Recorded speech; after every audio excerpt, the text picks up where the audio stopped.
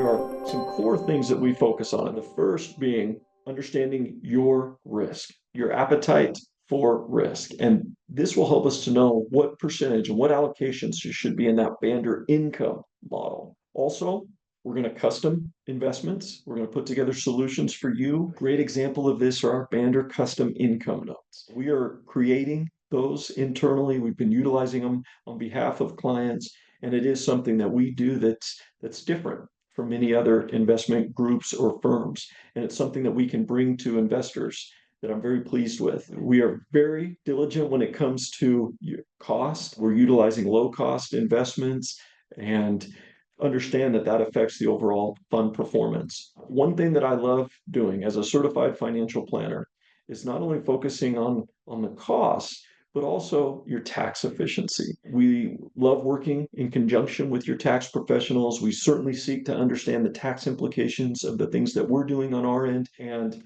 really utilize tax advantaged investments on behalf of investors. And then is to stay fully diversified. So those are some of the things that I wanted to bring up with you today. Our portfolios are actively managed, which means that we are rebalancing as cash comes in, as things happen within your portfolio.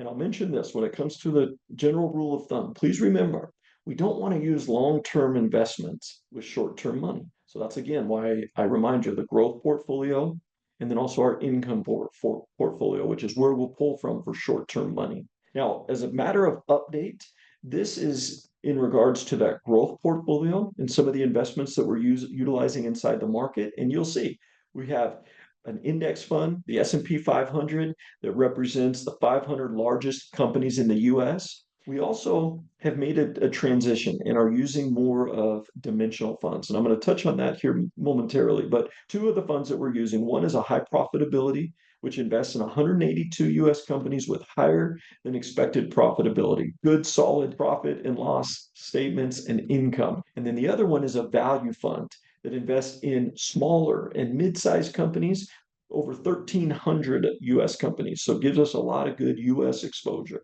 We do have a sliver or an allocation into the energy sector.